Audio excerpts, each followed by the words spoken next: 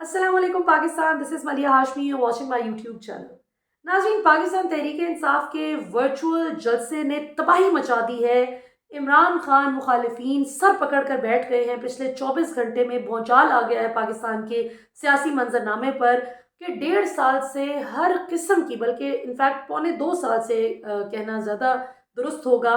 हर किस्म की कदगन, पाबंदी, बैन, क्या क्या कुछ नहीं किया गया इमरान खान को तोड़ने के लिए और पाकिस्तान तहरीक इंसाफ को हमेशा हमेशा के लिए पाकिस्तान के सियासी मंजरनामे से आउट करने के लिए। लेकिन यहाँ पर भी इमरान खान ने चेकमेट कर दिया है अपने मुखालिफिन को। इमरान खान इस वक्त जेल की सलाखों के पीछे नाहक कैद हैं और अब तकरीबन 140 दिन होने को आ रहे हैं, लगभग 135-136 दिन हो गए हैं इमरान खान को जेल की सलाखों के पीछे कैद हुए। और इसके बावजूद आप देखिए कि पाकिस्तान का जो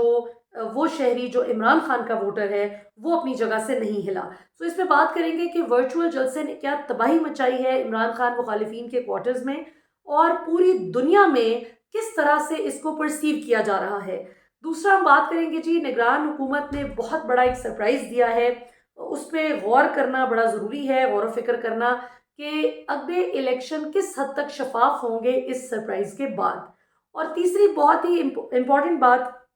कुछ हमारे पुराने बड़े एक्सपीरियंस्ड सहाफ़ी हजरात टीवी चैनल्स पर बैठ कर ये कहते नज़र आते हैं कि जी नवाज़ शरीफ की दोस्त ममालिक के साथ बड़ी उनकी बहुत अच्छी रेपो है, उनकी बड़ी कोऑर्डिनेशन है, वो आएंगे तो पता नहीं क्या कर देंगे। और एक तरह से पाकिस्तानी अवाम को ये बावर कराना और तस्लीम करवाने की कोशिश की जा रही है कि आप नवाज़ शरीफ के लिए मान जाएं। लेकिन मियाँ साहब के क्वार्टर्स में अब हलचल कुछ टिकटों की तकसीम पर भी मच चुकी है। शहबाज शरीफ और मरियम नवाज़ के इख्तलाफात की खबरें भी सामने आ रही हैं कि कुछ टिकट्स पर, जिस तरह आपने देखा कि दानियाल अजीज़ और एहसन इकबाल की जो लड़ाई थी टिकट की तकसीम पर, एहसन इकबाल साहब चाहते थे कि उनका बेटा आए अहमद इकबाल, और दानियाल अजीज़ साहब एक और कैंडिडेट के लिए पुश कर रहे थे। सो इसी तरह से मरियम नवाज़ और शहबाज शरीफ की भी चॉइस में जगह जगह पर फ़र्क आ रहा है। और इससे ज़्यादा बड़ी बात, ये तो चले हर पॉलिटिकल पार्टी में कोई ना कोई डिफरेंस ऑफ ओपिनियन आ जाता है, ज़्यादा दिलचस्प बात यह है कि मियाँ साहब के सर पे जिन्होंने एहसान किया और जिनको हमेशा मियाँ साहब ने डसा, अब दोबारा से मियाँ साहब पर तोल रहे हैं। वो शहबाज शरीफ की तरह की कमज़ोर हुकूमत नहीं चाहते कि जिसमें IPP और दीगर लोगों को भी नवाजा जाए और मुख्तलिफ स्टेक होल्डर्स को नवाज कर एक मिक्स प्लेटर बना दिया जाए। वो चाहते हैं कि 2 तिहाई अक्सरियत मिले। अब ये बहुत ही दिलचस्प फरमाइश है जो बिलावल ने कहा था ना एक तकरीर में कि मियाँ साहब जिनको कहते हैं कि मुझे 2 तिहाई अक्सरियत दे, वो मियाँ साहब से कहते हैं कि मियाँ साहब हम आपको कैसे 2 तिहाई अक्सरियत दें, हालात देखें, ज़मीनी हकाइक देखें। तो जब अवाम मियाँ साहब के साथ खड़ी ही नहीं और जब अवाम ने ये देखा कि मियाँ साहब जो रसीदें नहीं दे सके, मनी ट्रेल नहीं दे सके, अपने आमदन से ज़ायद साथ का हिसाब किताब और कोई जवाब नहीं दे सके और उल्टा जाली खतरी खत, जाली कैलिब्री फॉन्ट की ईजाद और जाली ट्रस्ट डीड के से शगुफे अदालत के साथ उनको सुनाए जाते रहे। On the contrary, Imran Khan जिसका कोई जुर्म अब तक साबित नहीं हुआ, जो अभी तक मुलजिम है कानून की नज़र में, वो शख्स जेल में नाहक कैद है, 135-36 दिन होने को आ रहे हैं, लेकिन वो ये नहीं कहता कि मुझे बाहर जाना है। उसको कहा जाता है कि चले जाओ मुल्क छोड़ के, और वो नहीं जाने को तैयार। वो कहता है मेरा मुल्क है, ये मेरा घर है, मैं यहाँ से क्यों जाऊँगा, मैं यहीं पे मर जाऊँगा, लेकिन मैं पाकिस्तान छोड़ के नहीं जाऊँगा। बावजूद इसके कि उनकी औलाद इंग्लैंड में है, लेकिन फिर भी वो पाकिस्तान छोड़कर जाने के लिए तैयार नहीं। सो लोग देख रहे हैं कि मियाँ साहब जिन्होंने जो आमदन से जायद असासाजात का कोई जवाब नहीं दे सके, उनको जब जेल हुई तो उन्होंने क्या किया, और इमरान खान पर 150 पौने 200 जाली केसेस की भरमार कर दी गई। और इसके बावजूद इमरान खान का क्या कॉन्डक्ट है, उनका डिमीनर क्या है। तो ये बहुत ही दिलचस्प नाज़रीन सूरत हाल है। पेशावर हाई कोर्ट के चीफ जस्टिस ने बहुत ही इंटरेस्टिंग स्टेटमेंट दी है, वहीं से आगाज़ करते हैं बात का, और उसके बाद फिर मैं आपको बताऊंगी। एक कल से एक सर्कुलर गर्दिश कर है सोशल मीडिया पे कि रिटायर्ड जज साहिबान के हवाले से कि उनकी अहलिया जो है वो जब भी सफ़र करेंगी एयरपोर्ट पे, तो एयरपोर्ट सिक्योरिटी फोर्स का जो अमला है वो उनकी चेकिंग नहीं करेगा। तो इस हवाले से भी एक क्लैरिटी सामने आई है, इस पर बात करेंगे। लेकिन पहले ज़रा मैं आपको बताती चलूँ, पेशावर हाई कोर्ट की चीफ जस्टिस की बड़ी दबंग स्टेटमेंट आई। उन्होंने कहा जी कि खैबर पख्तूनख्वा में 700, पेशावर में MPO के 145 ऑर्डर्स निकाले गए। 25 اضلاع کے ڈپٹی کمشنرز اس کوشش میں ہیں کہ ایک پارٹی پاکستان تحریک انصاف کے لوگوں کو گرفتار کرے۔ کیا ایسے حالات میں شفاف الیکشنز ہو پائیں گے؟ کیا گارنٹی ہے کہ بار بار ایم پی او جاری کرنے والے ڈپٹی کمشنرز کی سوچ تبدیل ہوگی؟ اور تو اور جو فضل الرحمان صاحب کی جماعت کے وکیل ہیں ان کی بھی کافی طبیعت انہوں نے صاف کی chief justice Peshawar high court نے، اور انہوں نے کہا کہ آپ اتنی کیوں ہاں میں ہاں ملا رہے ہیں، جب انہوں نے عدالت میں جے یو آئی ایف کے وکیل نے کہا کہ ہماری بھی یہی سوچ ہے جو الیکشن کمیشن کی ہے، جو ڈپٹی اٹارنی جنرل کی ہے، تو انہوں نے کہا کہ آپ اس معاملے میں کیوں آتے ہیں، آپ کا اس سے کیا تعلق ہے؟ تو اس وقت جو فکس میچ کھیلنے کی کوشش کی جا رہی ہے، آئی ایم گلیڈ کہ ہماری جوڈیشری میں کوئی تو ایسے لوگ موجود ہیں، دبنگ لوگ، کہ جو اس بات پہ ایمان ہے جن کا کہ زندگی اور موت اللہ کے ہاتھ میں ہے اور رزق بھی اللہ کے ہاتھ میں ہے، تو سچ بولنا چاہیے اور حق کا ساتھ دینا چاہیے، پھر چاہے وہ کسی کو بھی فیور کرے وہ بات۔ اس کے بعد جی جو سرپرائز میں نے آپ کو کہا کہ نگران حکومت نے دیا ہے وہ یہ کہ سرفراز بگٹی جو کہ انٹیریئر منسٹر تھے کیئر ٹیکر گورنمنٹ کے، 4 مہینے وہ کیئر ٹیکر انٹیریئر منسٹر رہنے کے بعد اب انہوں نے ریزائن کر دیا ہے، اور اب انہوں نے آج باقاعدہ طور پر پیپلز پارٹی جوائن کر لی ہے۔ یہاں سے آپ اندازہ لگائیں کہ جب آپ کی نگران حکومت ہی اتنی ڈیسپریٹ ہے خود اقتدار میں آنے کے لیے، اور ابھی تو یہ ایک وزیر صاحب ہیں جنہوں نے کھل کے اعلان کر دیا ہے کہ وہ پیپلز پارٹی میں شمولیت اختیار کر رہے ہیں۔ بائی دا وے جب یہ انٹیریئر منسٹر تھے، ابھی ریزائن نہیں کیا تھا، تو اس سے پہلے ہی بلاول کی ایک پریس ٹاک میں وہ بلاول کے پیچھے بیٹھے ہوئے تھے۔ سو یہ this speaks volumes about the kind of free and fair elections that are going to be held. تو پاکستانی عوام کی جو اپریہنشنز ہیں وہ کتنی اس وقت صحیح ثابت ہو رہی ہیں کہ وہ صحیح طور پر پریشان ہے پاکستان کی عوام کہ ان کے ووٹ کو مس یوز کیا جائے گا، ابیوز کیا جائے گا ان کی ووٹ کے حق کو۔ تو اس کا جو جواب ہے وہ آج جواب طلبی کرنے والا پاکستان میں کوئی نہیں، کوئی ان کو پوچھنے والا نہیں کہ یہ کس قسم کا نگران سیٹ اپ ہے کہ جو آیا خود فری اینڈ فیئر الیکشن کروانے ہے، اور جو اتنی گڑبڑ اس حد تک کہ وہ خود سیاسی جماعتوں کا حصہ بن رہے ہیں۔ پھر جی فردوس عاشق ایوان صاحبہ نے عمران خان کا جو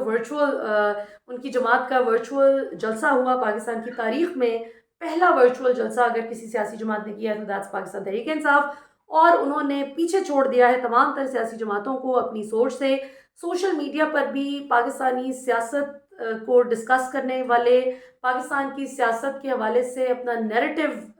ڈیجیٹل میڈیا پر لانے والے، پاکستان تحریک انصاف اس کی پائنیئر ہے، اور فرسٹ موور ایڈوانٹیج جس طرح ہم بزنس کی زبان میں کہتے ہیں، آپ کو یاد ہوگا جسے آج جیز کہتے ہیں، پہلے موبلنگ کہلاتا تھا۔ تو موبلنگ جو تھا وہ اپنے ٹیلکو سیکٹر میں پہلا پلیئر تھا، جو کی پلیئر تھا پہلا۔ تو بہت ساری چیزوں میں موبلنک نے جو کام سب سے پہلے کر دکھائے، بعد ازاں باقی کمپنیز نے اس کو کاپی ضرور کیا، لیکن موبلنک کو، جس کو اب ہم جیز کہتے ہیں، جیز کو فرسٹ موور ایڈوانٹیج رہا بہت سی چیزوں میں۔ سملرلی پاکستان تحریک انصاف نے سوشل میڈیا پر اپنے سیاسی نیریٹو کو پھیلانے سے لے کر اب بھرپور طریقے سے سوشل میڈیا کا استعمال کرتے ہوئے کہ جہاں دفعہ 144 لگاتے تھک نہیں رہے، ہمارا یہ جو اپیرنٹلی یہ جو ان بائسڈ قسم کا جو ہونا چاہیے، لیکن جو دعویٰ کرتا ہے کہ ہم ان بائسڈ ہیں لیکن انتہائی بائسڈ ہیں یہ کیئر ٹیکر نظام، اس کے ہوتے ہوئے ان کی تمام چالوں کا مقابلہ کرنے کے لیے اب پی ٹی آئی نے فیصلہ کیا ہے کہ وہ سوشل میڈیا کا بھرپور طریقے سے استعمال کریں گے، اور جو لاکھوں کی تعداد میں کل پاکستان تحریک انصاف کے جلسے کو، ورچوئل جلسے کو لوگوں نے جوائن کیا،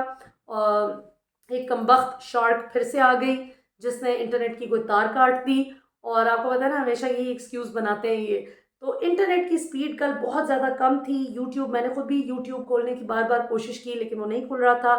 فیس بک کو جان بوجھ کے سلو ڈاؤن کر دیا گیا، مختلف ویب سائٹس کو جو ہے ڈاؤن کر دیا گیا، اور اتنی بھی عقل نہیں ہے یہ کرنے والوں کو کہ جو لوگ انٹرنیٹ کے ذریعے پیسہ کماتے ہیں، جو یو ایس کی مارکیٹ میں کام کرتے ہیں، جو یو کے کی مارکیٹ میں کام کرتے ہیں، اور جن کے ٹائم زونز کا فرق ہوتا ہے، جو بیچارے راتوں کو جاگ جاگ کے کام کرتے ہیں، آپ ان کی بھی زندگی عذاب کر رہے ہیں کہ آپ پاکستان میں آنے والا جو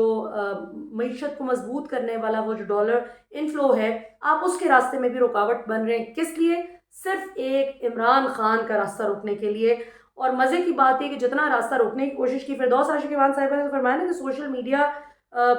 سوشل میڈیا نہیں، قومی الیکشن ہو رہا ہے، اور ورچوئل جلسوں سے نہیں، ووٹ کی طاقت سے پتہ چلے گا کہ عوام میں کون کتنا مقبول ہے۔ باجی سوشل میڈیا پہ بھی روبوٹس نہیں بیٹھے ہوتے، سوشل میڈیا پہ بھی زمینی حقائق کو ہی ریفلیکٹ کرتا ہے سوشل میڈیا، اور پاکستان کی عوام کی جو سوچ ہوتی ہے اسی کی عکاسی ہوتی ہے سوشل میڈیا پہ۔ پوری دنیا کا اگر آپ دیکھیں جو عالمی میڈیا ہے، بڑے بڑے انٹرنیشنل میڈیا آؤٹلیٹس، ان سب نے کور کیا عمران خان کے جماعت کے اس ورچوئل جلسے کو، اس لیے نہیں کہ ورچوئل جلسہ تھا، اس میں کوئی اتنی بڑی بات نہیں، پاکستان کے لیے اوبویسلی یہ ٹیکنالوجی کا نئے طریقے سے سیاسی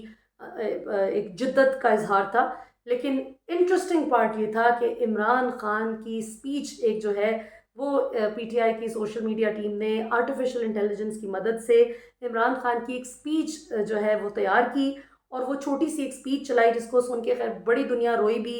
اور کہ اگر عمران خان ابھی جیل سے باہر ہوتے تو وہ کیا بات کرتے، سو وہ اتنی اسپاٹ آن تھی، اور ایک ایک لفظ جو تھا وہ پاکستانی عوام کے دل میں اتر رہا تھا، جس کی وجہ سے دیٹس ایگزیکٹلی دا پوائنٹ